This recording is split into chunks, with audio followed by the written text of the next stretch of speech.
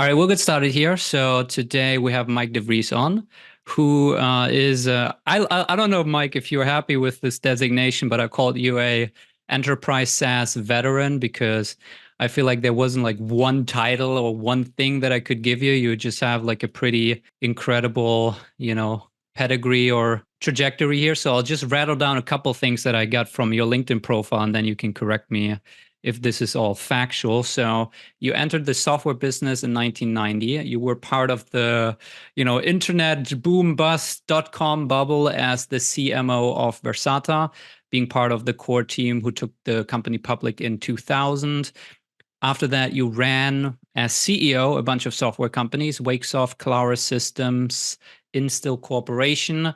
After that, you joined the boards of various software companies, and now you're semi-retired, which you keep repeating, but I keep seeing you being very involved in projects.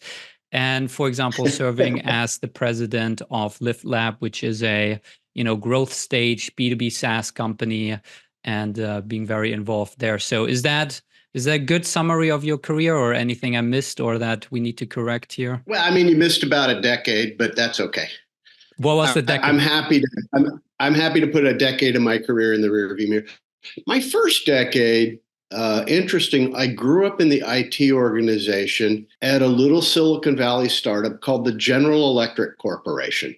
The General Electric Corporation was not a Silicon Valley startup. Mm-hmm. But at a very tender age, I got deeply exposed to how IT leaders think about adopting new things, how businesses think about change and risk.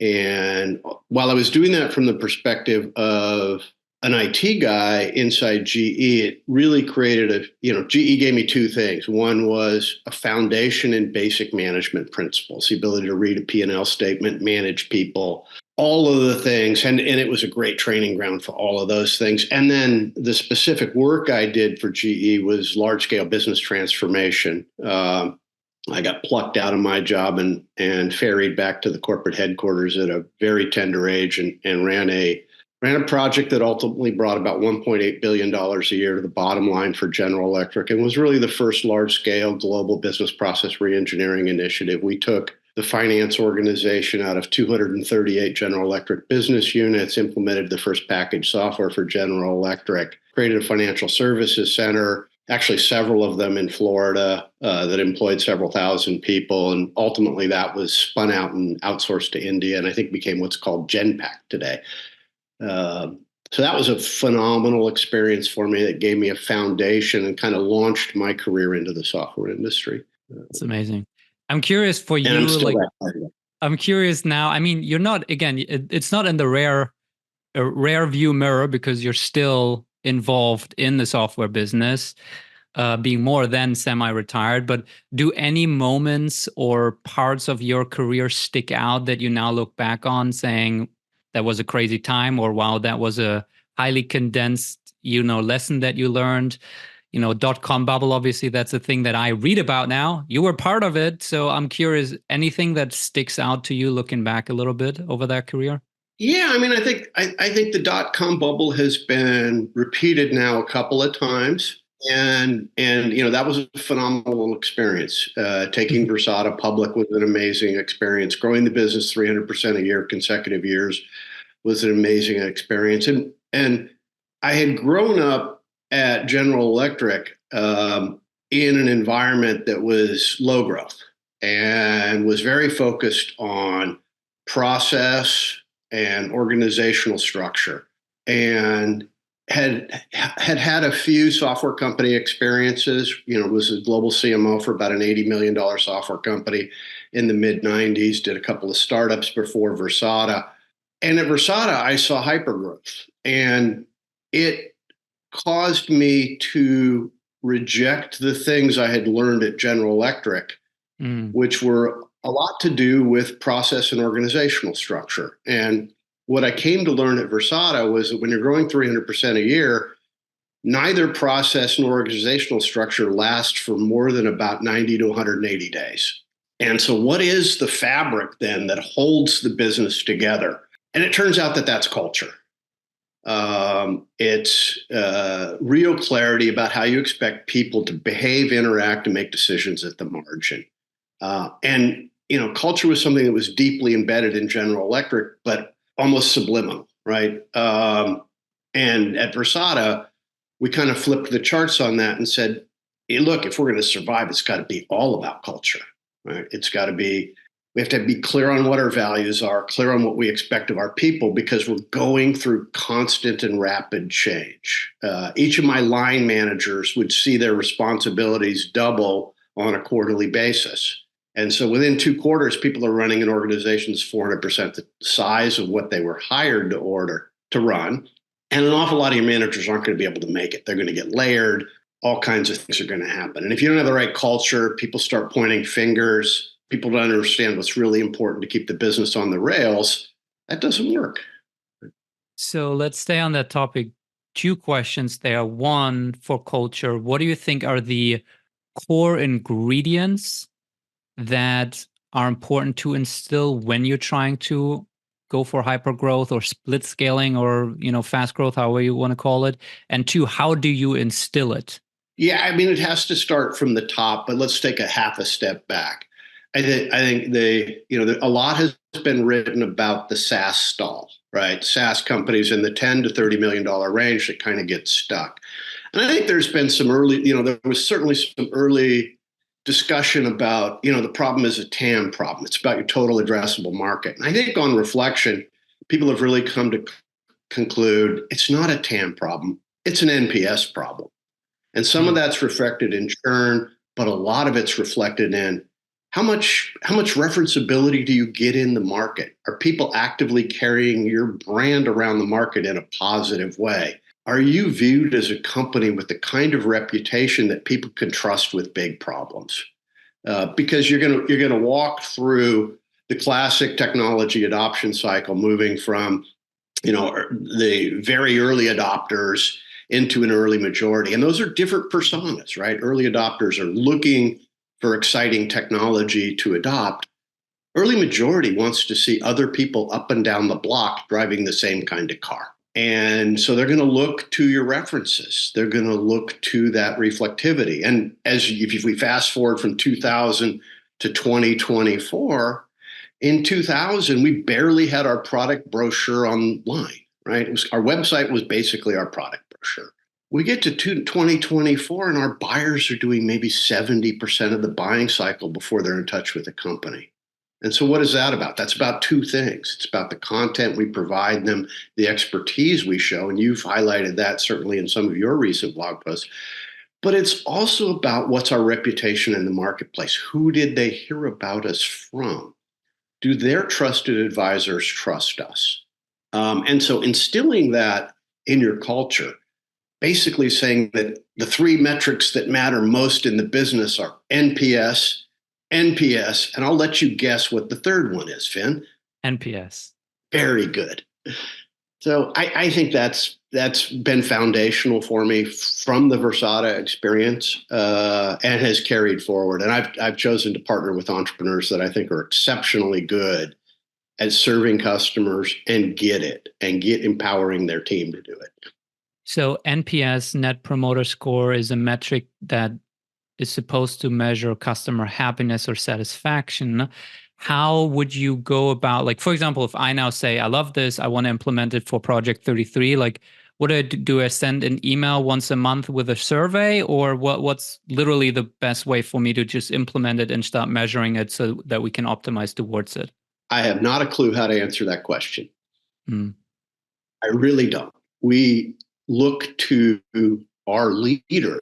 We've just onboarded an exceptional leader here at LiftLab called Nahal Patel, and she runs our client services business. She handles customer success for us. So she's an expert in measuring NPS, and you could refactor that and call it renewals. You could call it loyalty. Churn rate, you could low call churn it rate. Brand health, right? But it's all about the customer. If your customers aren't happy, your business isn't going to be happy. Right. Interesting. And so, okay. So instilling But customer happiness. You got to do it in a way. I don't think there's a cookie cutter answer. I'm not the expert on it.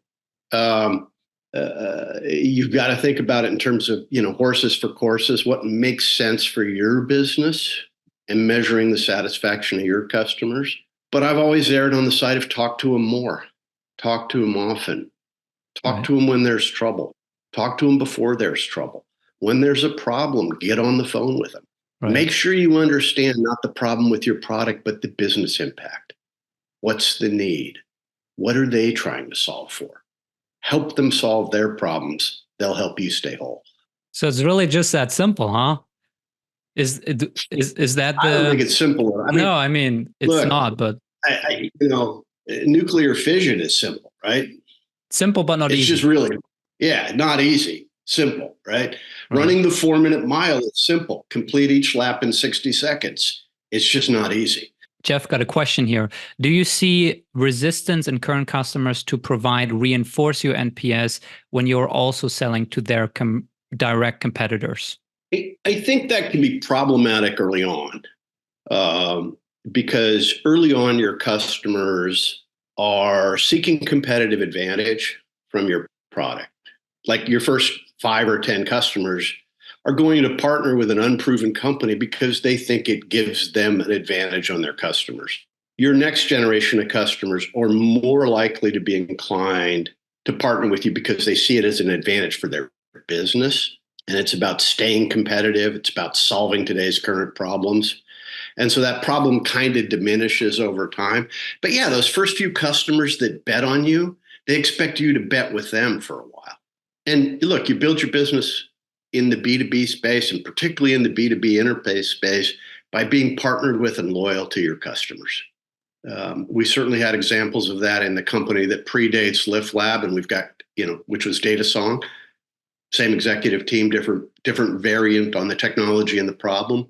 And we've seen examples of that as we've built LiftLab. But ultimately, right at the end of the day, if you look at a company like SAP or Oracle or Google, they're dealing with so many customers that everyone expects to deal with them. We saw some of that in retail in the early 2000s when Amazon came out with AWS. Right? People in retail didn't want their technology hosted on a platform that put money in Amazon's pocket. Right? And now that's kind of faded as AWS has become fairly predominant in the marketplace and one of the clear leaders from a cloud platform perspective. And we just don't see that objection coming up anymore. Mike, you mentioned the SaaS stall, the 10 to 30 million, where a lot of companies or SaaS companies see this flatline growth. And so what you're saying is this comes all back to not having prioritized customer satisfaction enough, so that now kind of churn bites you on the butt and you need to really go back to rebuild the roots. Is that it? Or do you feel like there's more to that phase that is the reason why this phenomenon? Churn, right? I mean, obviously churn is very difficult on your financial statement, but the other side of it is you're not getting the reflectiveness in the market, right? Customers that aren't happy aren't talking to you, to their friends. They're talking about you to their friends that work at other companies. And you need that word of mouth. Word of mouth. I mean, word of mouth continues to be the most effective form of marketing, right? And customers that aren't wildly happy with your product, that aren't seeing real value out of it, that don't feel a sense of partnership with your business, are not going to refer you to others. And they're not going to casually refer you to others when you're not in the room. And ideally, that's what you've got going on, right? Love it. Is there in your, I'm just curious intellectually, do you feel like there is now that we live in a more virtual first world, a lot of, business deals happen over Zoom, contracts get signed over DocuSign, there's remote offices where people might never see their coworkers or their partners face to face. Does that have an impact on this relationship base? We need to really make our customers happy. Is it becoming harder? Do companies deprioritize it? Do you see there any trend happening? I think the mode of communication is for sure changing, and people are adapting and growing to it. We're now dealing with a generation of buyers that have been digital their whole life. We weren't doing that 20 years ago. So I think the people side changes as well, but people's expectations are changing as well. We've been remote as a company now at LiftLab since, I don't know, I want to say the 13th of March in 2020, right? So, we're coming up on 4 years doing something that if you'd have asked us on the 13th of February, the 14th of February, 2020, if you'd have sat John and I down and said, what's critical to building this business? We just said we have an office at WeWork in Oakland. We get everybody in that office and we work together hand to hand, shoulder to shoulder to solve problems. And then poof, 30 days later, that went away forever. Now we're back together a little more often in New York these days. We do get together, but suddenly we've become a virtual company. And that's not just LiftLab. It's also all of our customers, all of our competitors, right? And so in some regards, I think that has made doing business at distance easier because our customers are experiencing it for themselves as well. Right. Right. They're having to work through things in remote environments. And so here we are. So it's just evened. Yeah. How has B2B enterprise SaaS go-to-market changed in the time that you've been involved in this, from the 1990s or 2000 with Versata to 2024? I mean, you mentioned one thing with the online brochure, that your website was an online brochure or product brochure, and now people do independent research. What other things are you seeing that has fundamentally changed in how SaaS enterprise companies reach buyers? Yeah, I think, buyers are now shopping online. They're looking at places on like LinkedIn for what we called 30 years ago coins, or communities of influence, right? Or communities of interest. And there's a rich set of communities of interest out there on LinkedIn and Substack and Reddit and a number of other online places. And that's where your buyers are. And they're talking to each other about their problems and how to solve them. And you've got to recognize that that's where the conversation is. Rewind a couple dozen years from there, and people went to conferences. They talked to Gartner Group. They talked to Forrester Research.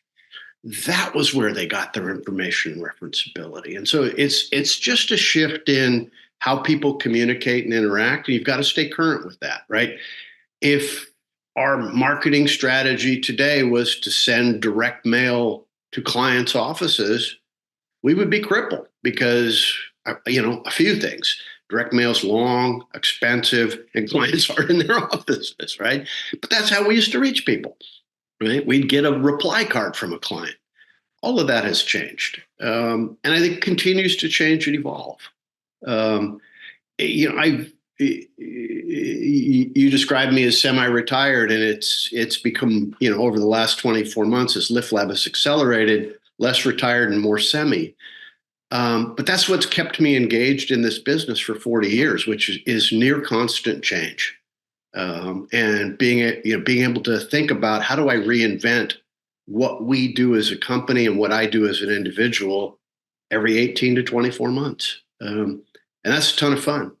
Working with somebody like you is a ton of fun. You've brought an awful lot to me in terms of thoughts and new ideas. And it's the reason I reached out to partner with you last summer. I wanted fresh thinking. Is there a difference between Fortune 500 and these massive enterprises and, let's say, mid-market enterprises? Because I have these conversations sometimes, and obviously we're very bought into LinkedIn. And so I'm biased and I want everyone to be active on LinkedIn, and I push this narrative. And, I get this pushback where it's like, no, we're selling to Fortune 500 executives or Fortune 1000 to Fortune 5000. And these people, they don't buy because they saw something on LinkedIn. They buy things because Forbes published something about that company. And I'm just ignorant. Like, I literally don't know, because I don't know a single Fortune 5000 person. So I'm just curious to get your take on that. Like, is there a difference? I think you point to a difference in scale. Mm-hmm. And I think there's often a misconception that when you're selling to a big company, you're selling the whole company. people used to make that claim about General Electric all the time. We have General Electric as a customer. No, you don't. You have the aerospace division in Evendale, Ohio as a customer. Mm-hmm. Yes, it's a multi-billion-dollar business, but General Electric has 10 other multi-billion-dollar businesses that have never heard of you, and no one in them knows anybody in Evendale, Ohio. So I think that's one misnomer. And then I think there are no universal truths here. Mm-hmm. Some organizations buy online, some don't. I think the one common misconception about B2B marketing is that it's any kind of straightforward, linear, orderly process. There was an organization I worked with an awful lot in the 90s and early 2000s called Serious Decisions. And I think they may be part of Forrester Research now, in fact. And they did a study that was eye-opening to me and sort of reinforced my thought process about marketing into enterprise B2B organizations, which is when you see people raising their hand to express interest in the product or problem, generally the problem, not the product, they may be raising interest in your product, but that's really a recognition that they've got a problem. The classic mantra in the 90s from the sales organization is, we need people who are going to buy within the next 90 days, right? And the Serious Decisions work kind of debunked that and said, very few of the people that interact with you are going to buy in the next 90 days, on the one hand. On the other hand, of people that raise their hand and express interest in solving a certain kind of problem, 50% will spend money to solve that problem in the next 24 months. 50%. Now, they may not spend it with you. They may buy services instead of product. They may add additional headcount. But the problem is sufficient enough that somebody's going to get their checkbook out within the next 24 months and write a check to make that problem go away or get smaller for their organization. And I think that applies to mid-market organizations as well as, multi-billion-dollar enterprises. The decision processes can be different. Certainly when you get into the multi-billion-dollar enterprises, the committees get larger, the political influences get more important. The embedded nature of culture and politics is sometimes much harder to identify because people have been there a long time and they take it for granted. They take it for granted that you know it. But great sales reps find ways through that. We talked about, go ahead. I'm sorry. Yeah. About outreach, I'm curious where you see the role of cold calls versus cold emails versus LinkedIn messages versus others. I'm curious, do you still see that, the cold calling is a key part of outreach that your teams have used? My view on that continues to get debunked by the evidence. So I have a hard time in my mind imagining how cold calling works these days because inbound calls to me, my two favorite inbound callers are telemarketer and likely spam. And I got to tell you, neither of those get answered, nor at this point does any other phone number that's not in my contact list. So exactly. It's a hard problem. And yet we have just fielded an SDR team at LiftLab, and they're successfully scheduling and landing meetings. Part of me suspects that why that's happening is there's other factors in play. Those calls may not be as cold as we think they are. People may have the problem on their mind. They may have heard of us somewhere else. They may have seen us on LinkedIn and are then willing to take the phone call. But we're in the early days of that for LiftLab, and that's going to be my most current data point for this. And we'll learn our way through it. I think that's one of the key elements of go-to-market for me is if you don't view your go-to-market activities from sort of 0 to 50 million as a learning exercise that's constantly evolving, there is no playbook that you can pull off the shelf for your business, right? And this notion that there's a simple standard playbook that's going to work for every company, I just don't think respects the uniqueness of buyers, the uniqueness of markets, the uniqueness of problems. And so you've got to evolve your way into it. You've got to test multiple things. You've got to have a team of people with the right culture, which means it's okay to say I thought that was a great idea and it turned out it didn't work. I thought that was a great idea and it didn't work. And maybe we didn't execute it well. Or maybe we executed it perfectly and it didn't work. And so we shouldn't try it. Or maybe we executed it 2 or 3 years ago in the market, but the market has changed. Buyers' perceptions have changed. Particularly in early markets, you're going to see a lot of movement, right? If you're trying to start a company, you're solving a problem that nobody's currently solving in the marketplace the way you're solving it, which means there isn't a pattern to follow yet. You need to go build a pattern. So I view early go-to-market investments, as experiments, as learning experiences. Be quick to figure out what worked, be quick to discard what didn't, and just continually reinvent yourself in terms of what's resonating with your buyer today versus in Q4 versus 2 years from now when you have 10 large public reference customers. That's a very, very different company. I'm curious, are there any, because you called it experiments, are there any experiments that stick out to you that companies who are in that phase should take a look at? Because, cold calling, cold emailing, running Google ads, writing blog posts, those are kind of like the obvious ones that I feel like a lot of companies at least try at some point because that's the established kind of way. Are there any things that you found or any new ideas, concepts that you feel like is at least something the company should play with and experiment with? Yeah, I think you've described a number of communication channels, right? The payload that goes in that channel is equally important as an experiment, right? Are you talking about your product? Are you talking about the problem? Are you talking about your technology? Are you talking about the customers that have used you? Are you talking about your advisors? Are you talking about your science? What's going to resonate with your customer at this specific point in time? So I think it's as important, when you say, let's get up on LinkedIn, with what?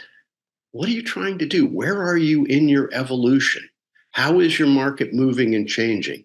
Where are you in the development of that market? I am a huge, huge believer in Stephen Gary Blank's work around a book called 4 Steps to the Epiphany that breaks down in science how do you identify a market and develop it over time with the same set of engineering rigor and learning and test and learn approaches that you took from an engineering perspective. And that's been a template I've used for probably 15, 18 years. And I think it's a successful one. And it recognizes that, have a hypothesis, go exercise that hypothesis. Now, that's the opposite of spray and pray. And it doesn't talk about cold calling versus LinkedIn messages versus some of that's horses for courses. If you try and reach me on the telephone, you got about a 0% chance of finding me. That's obviously not true for everybody because we're setting appointments, right? Just on that point, because maybe also for you, Jeff, we had Patrick Trümpi on, who is the Chief Sales Officer at Unique, which is a Swiss-based B2B SaaS enterprise company selling into Swiss-based banks. And they get all their customers through cold calling. They only have 50 customers because there's only 50 banks who can actually become customers. That's their target account list. And so he himself cold calls. They get the list of all the managing directors and he cold calls all of them once a month. And that's how they get all their customers. And obviously as they kind of level up, it becomes easier and easier because on the next call, he says, we work with this, and this bank. They all know the names. And then at that point it becomes right. So obviously anything he works. You're talking about social proof. And that's a very, very, very important concept, right? It's easy to jump on Amazon and buy a new $17 beer glass for your house. There's very little risk in that. If you want to buy a couple $100,000 piece of software for your business, you're going to need to talk to the CFO. You're going to need to get your peers and colleagues on board. And when you say to them, no one has ever used this before. We don't know anybody that's used this before. Now you better be selling to an early adopter or you're going to have a lot of interesting conversations and not get an order. Two questions there. But once you've got social proof, you've got the ball rolling downhill. Two questions there. How do you know someone's an early adopter so you don't waste your time? And two, what do you lean on if you don't have that social proof? Like, what is your pitch if they are literally the first customer who needs to decide whether they're going to spend $100,000 on your unproven thing? Yeah, I mean, I think part of understanding whether somebody's an early adopter or not is about having frank conversations during the sales process. If you represent your company and saying, we've only got a couple of customer pilots running, and we're 8 or 10 people, and we've raised a little bit of seed capital, and we've got some other things happening. Hey, is that going to be okay for you? And the customer says, in order to get through procurement here, you need a SOC 2 certificate. Our finance organization is going to want to look at your balance sheet and see at least a couple $1 million on your balance sheet.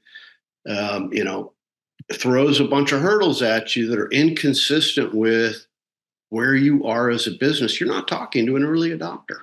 Where do you take your product first? You need to find the intersection of that early adopter profile and somebody who has a hair on fire problem. There's a great book written years ago, and they talk about you're looking for people who are on a burning platform.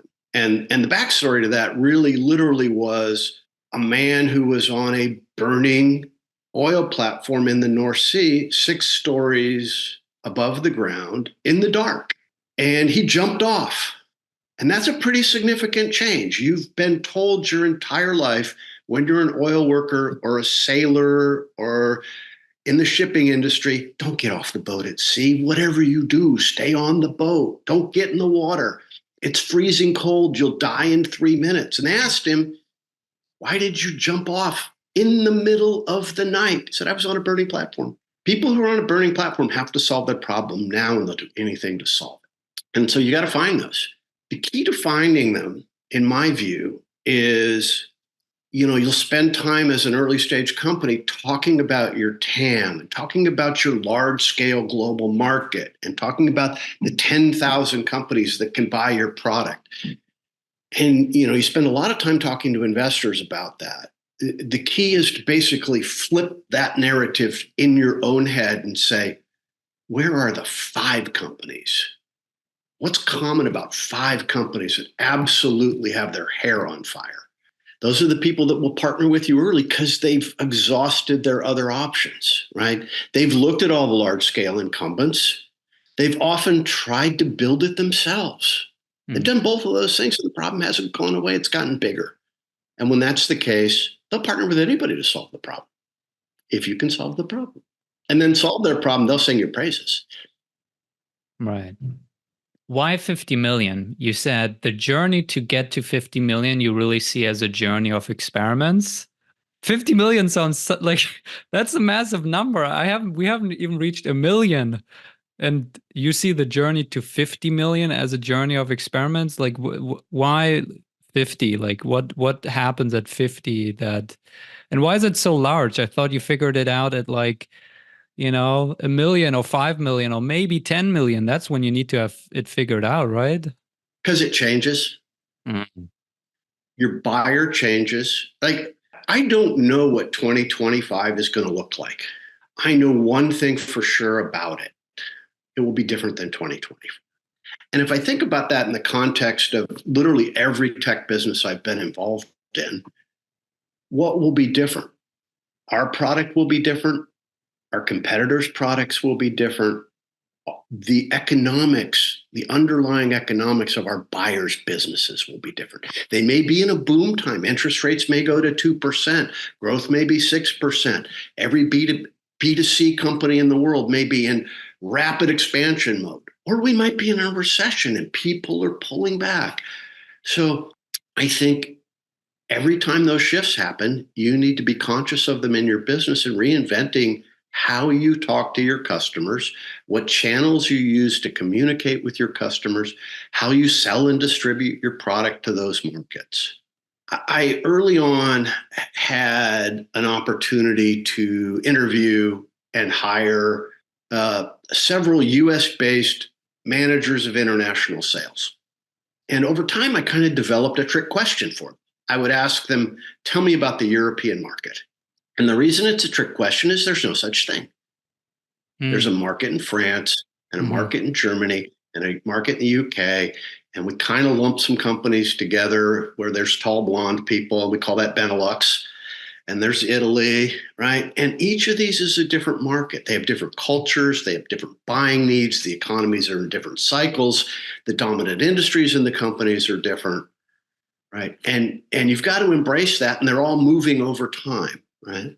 At the end of the day, this is a complex multivariate equation that we can't quantify or solve for, and we need to understand it intuitively. And understanding sort of the levers you can pull, but staying close to customers and being honest with yourself about what's going on in their world are the only tools I found helpful. Do you have any thoughts on Jack Welch? Jack Welch was the very famous, iconic CEO of General Electric during my tenure and well beyond. And I was very, very fortunate that GE invested tremendously in the growth of their people. And there were 10 things that Jack Welch said I needed to learn how to do. And I remember the first one, which is face reality as it is, not as you wish it was. And I've tried to live that, and it serves me very, very well for over 30 years, right? Be objective, be honest with yourself, not overly critical, stay optimistic, but you got to look at where you really are. You got to look at where your customer really is. You got to look at where your market really is. You got to look at where your competitors really are. And you got to make your decisions based on that. Right? Do you have any thoughts on that gets exceedingly difficult when your customers are in mainstream America and what you're surrounded by is Silicon Valley. Right, because there's a sense in Silicon Valley that everybody has already adopted AI and that the world wakes up in the morning thinking we need more AI in our lives, in our homes, in our businesses, in our houses. And the reality is most companies are out there are trying to dabble a toe in the water. They're kind of scared of it. They don't know what it's going to do to their business, their process, their job, their people, their customers, et cetera. And I think understanding that distinction is really, really important. Do you have any thoughts on how to run experiments? You mentioned if the journey to 50 million and beyond is to run experiments, and let's focus on go-to-market here, you still need to prioritize, right? You need to still make educated guesses on where you're going to start first. You need to still, at some point, cut a program and say, hey, we've tried enough. We've tested it. It just doesn't work. You need to give it some time to try to work, but not too much that you're not wasting time. Are there any principles, thoughts, ways on how to run experiments, for how long to run them, how to iterate through them, any of that sort on the go-to-market side? I think this is one of the reasons that from an investor perspective, the notion of PLG is so very, very compelling. You're dealing with a volume business. You've got to test your marketing before anybody will even see your product. And so you're able to run at a very early stage and experiments at a significant enough scale that you can get measurable feedback on them. The challenge with early stage B2B companies, B2B enterprise companies in particular, is that the customer buying journey is long and you're dealing with very low volumes. So you really need to be able to understand the specific situations around customers, take the personality out of it. Look at, they didn't like our sales pitch. No, it didn't resonate with them. We didn't deliver the right message.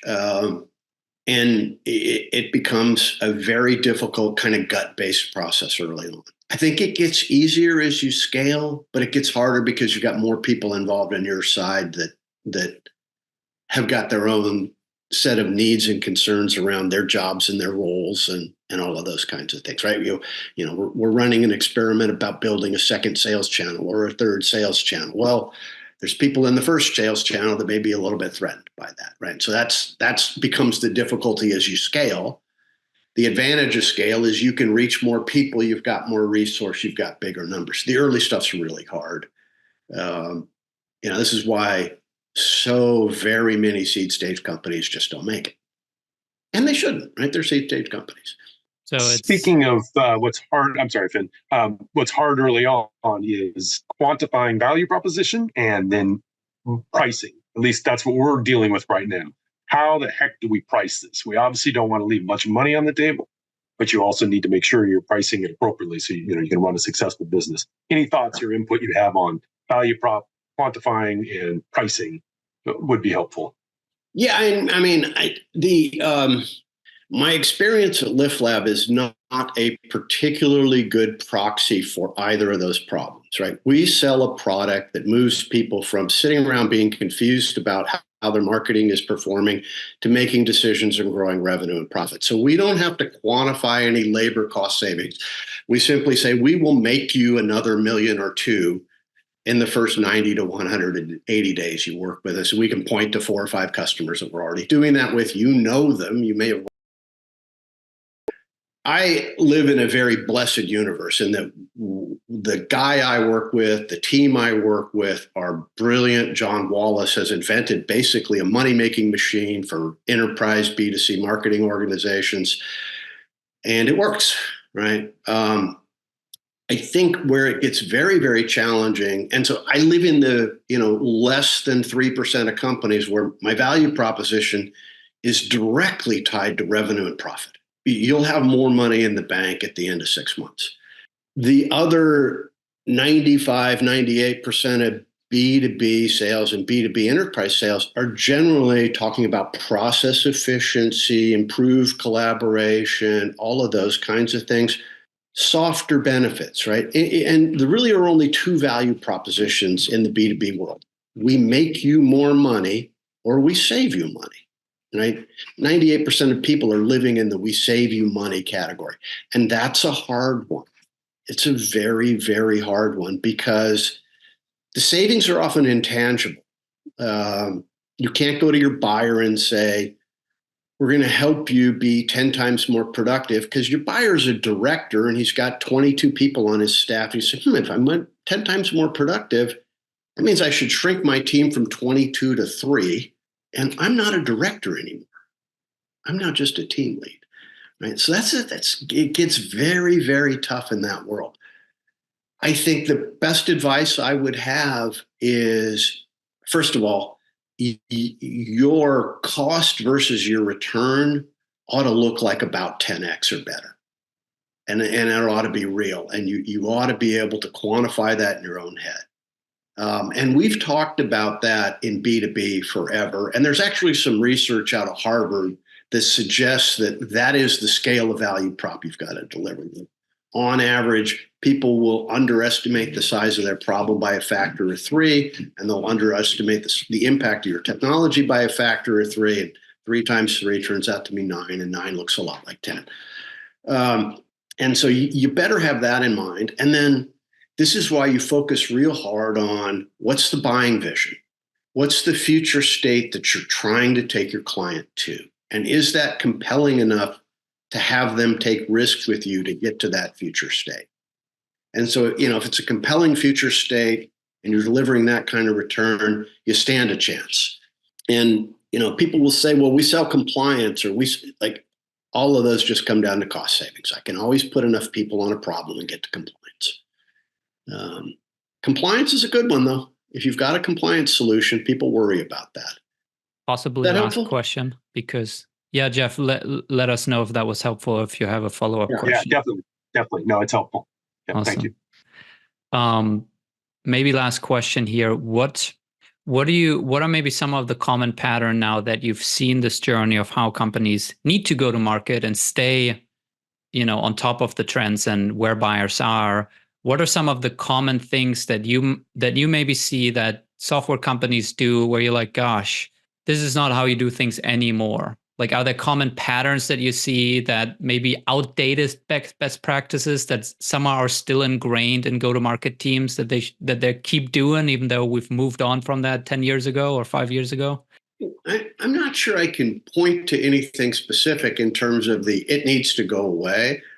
I think there are 2 really good metaphors that have become more mainstream.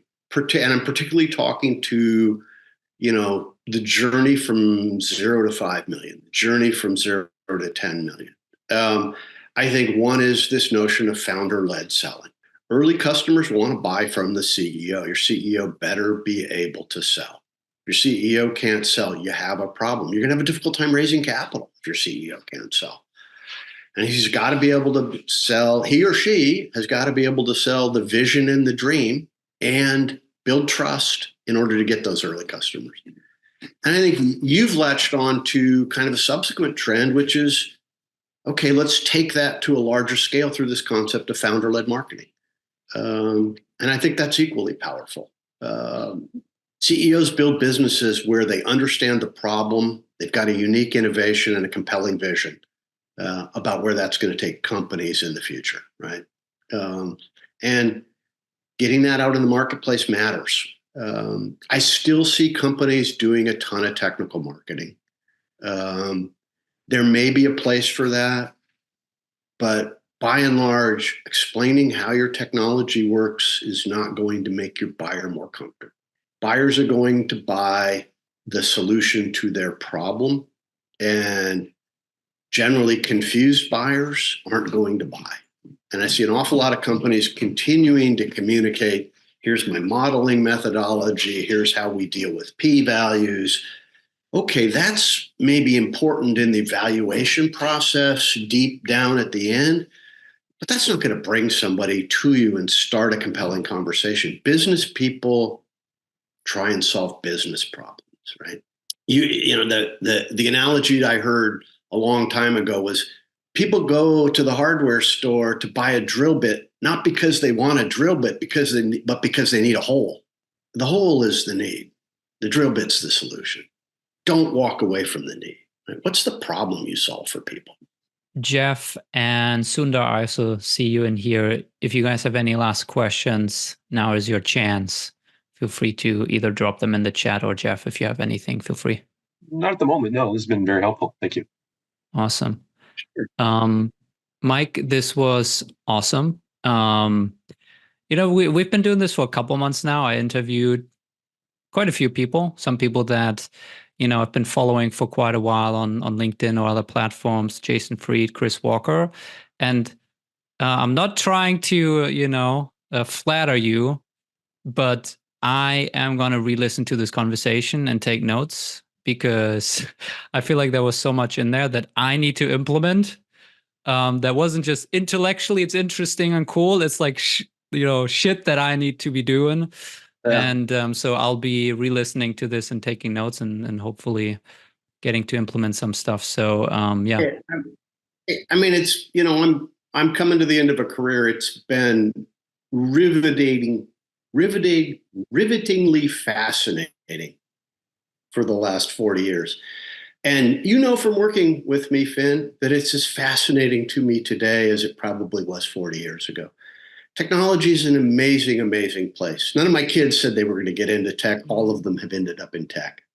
And quite simply, it's a place where there is constant change and innovation. And if you enjoy the difference, dig in, because it's always in motion. There's always things to learn. There's always contributions to make. And there's great friendships and relationships to build along the way. So it's been a fun journey. I've enjoyed talking to you this morning. Appreciate our partnership as well. And thanks for having me on. Cool. All right.